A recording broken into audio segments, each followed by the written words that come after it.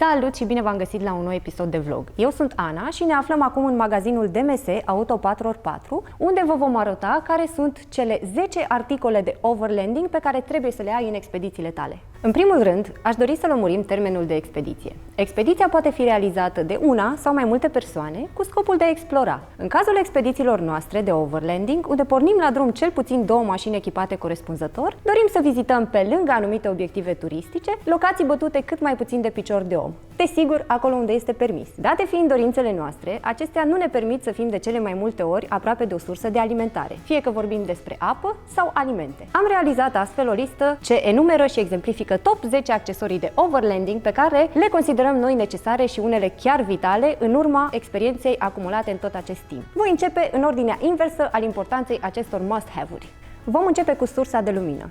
Personal, am achiziționat o bandă LED care se conectează la priza de 12 V a mașinii, are 1,5 metri lungime și în baza unor agățători cu scai, ea se poate poziționa oriunde dorești și îți este utilă. Intensitatea luminii poate fi ajustată, iar datorită flexibilității bandei, o putem poziționa pe două dintre laturile mașinii, cum ar fi în zona în care deschidem umbrarul și unde ne petrecem timpul atunci când campăm și în zona unde avem toate accesoriile de bucătărie pe care le folosim. Am mai achiziționat o lampă reîncărcabilă de camping pe care o mutăm de colo-colo în funcție de necesități, în special în cor. Suntem foarte încântați de această lampă, poate fi încărcată prin micro USB și are autonomie de 7 ore la putere maximă până la 17 ore în mod lumină roșie.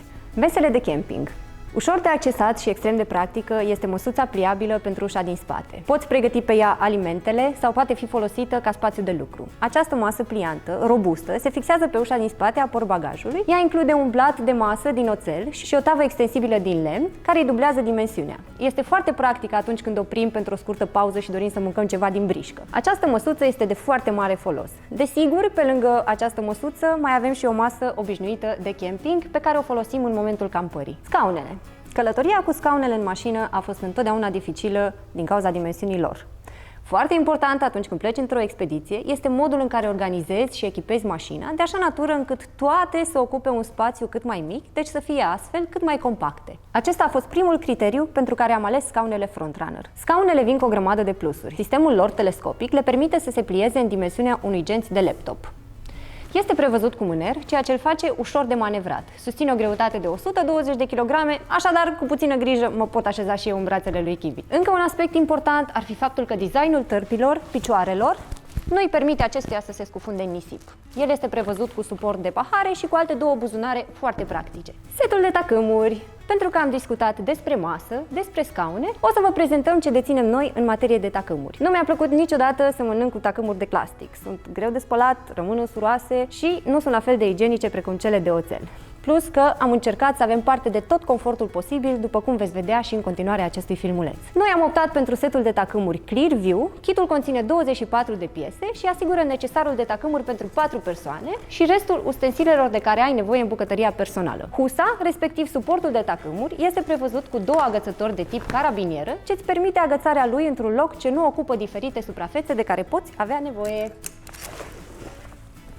Cutiile de depozitare. Aceste cutii de depozitare, realizate dintr-un plastic dur, sunt soluțiile ideale pentru depozitarea multor lucruri, cum ar fi alimente, scule sau tot felul de lucruri de care ai putea avea nevoie. Dimensiunea lor este gândită de așa natură încât atunci când este plină, ea poate fi cărată de o singură persoană foarte ușor, ea fiind prevăzută cu 2 mânere laterale. Datorită designului și materialului din care sunt făcute, cutiile îți permit montarea lor și la exteriorul mașinii, cum ar fi portbagajul acesteia, lăsându-ți la interior mult spațiu pe care îl poți folosi în alte scopuri. Poți opta la achiziționarea lor pentru capace mai înalte ce măresc volumul cutiilor, făcându-le mult mai practice. Forma lor este concepută de așa natură încât atunci când ai 2 sau mai multe cutii, se îmbină perfect una cu cealaltă, evitând astfel alunecarea lor.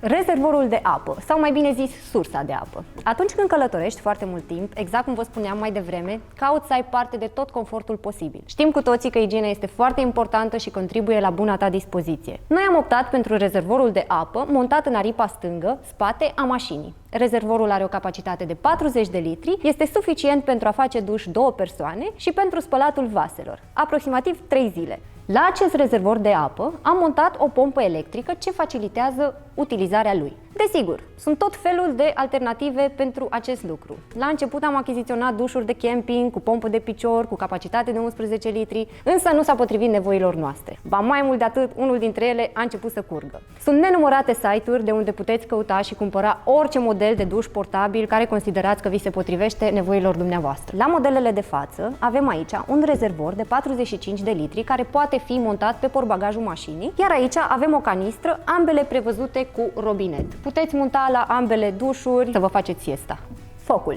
Pentru început ne-am descurcat cu clasicul Primus, care poate fi achiziționat din orice magazin de nișă. Ulterior am optat pentru o butelie clasică rusească cu o capacitate de 3 litri. Este rentabilă din punct de vedere al prețului și ne ajută în diferite situații, cum ar fi conectarea la aragazul portabil în situația în care avem nevoie de două ochiuri simultan sau montarea discului din dotare pe butelie și poziționarea acestuia sub grătar, protejând astfel mediul și nemai fiind nevoie să facem clasica vatră pe sol. Iată-ne ajunși și la unul dintre cele mai importante accesorii, și anume frigiderul. Este esențial într-o călătorie de acest tip. Datorită frigiderului poți depozita multe preparate proaspete, nefiind nevoit să facem provizii de conserve și încercând să avem o dietă cât mai echilibrată. Momentan suntem fericiți posesori ai unui frigider auto marca Mobicool cu o capacitate de 38 de litri. Suntem foarte mulțumiți de el, însă anul acesta dorim să achiziționăm unul de o capacitate mai mare, cum ar fi, spre exemplu, această marcă de frigider, care are o capacitate de 75 de litri și două compartimente. Se poate transforma și într-un singur compartiment și să te folosești de tot spațiul, sau poate rămâne congelatorul și zona de frigider. La frigiderul nostru de 38 de litri este suficient cât să pui toate alimentele care necesită să stea la rece și 2 sticle mari de apă. Foarte important la acest capitol este sliderul. Îl recomand pentru o relație fericită. Până la achiziționarea lui ne chinuiam destul de mult să accesăm ce se află înăuntru. Din cauza sertarelor, frigiderul ajungea până aproape de plafonul mașinii, făcând accesul dificil. Încălzitorul.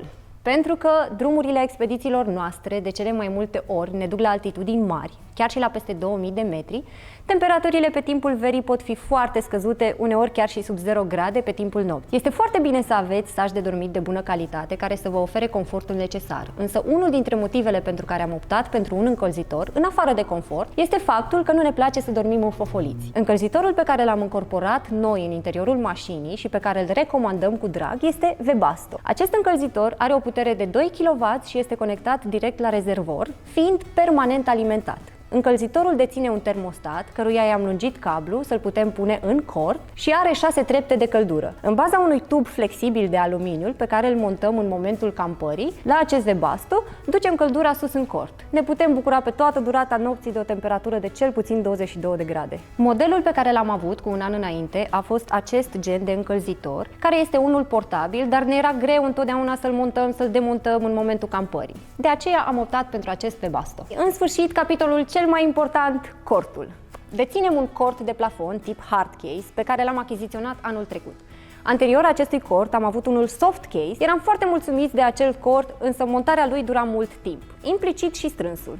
Husa de deasupra se întărea la temperaturi scăzute, era greu de fixat și necesita urcarea pe mașină de fiecare dată când îl strângeam. În locurile greu accesibile, parcurse de noi, bogate în vegetație, am fi putut tăia husa foarte ușor. Cel actual este și el suficient de spațios, cântărește 75 de kilograme, este aerodinamic strâns și datorită sistemului se montează în doar 2 minute. Pe lângă aceste două modele, cel pe care l-am avut anterior și cel pe care îl avem anul acesta, mai există și altele cu carcasă de aluminiu care sunt și ele foarte aerodinamice, au înălțime în cort, nu sunt la fel de spațioase, dar sunt foarte rezistente. Acestea au fost produsele pe care noi le-am considerat cele mai importante pentru expedițiile voastre de overlanding. Dacă doriți mai multe detalii despre oricare produs pe care l-ați văzut aici la noi, ne puteți contacta, vă scriem cu drag. Menționăm că toate articolele le puteți găsi în magazin DMS Auto 4x4, care ne-a și găzduit astăzi și care este sponsorul nostru principal. Înainte de a încheia, nu uitați like, share and subscribe.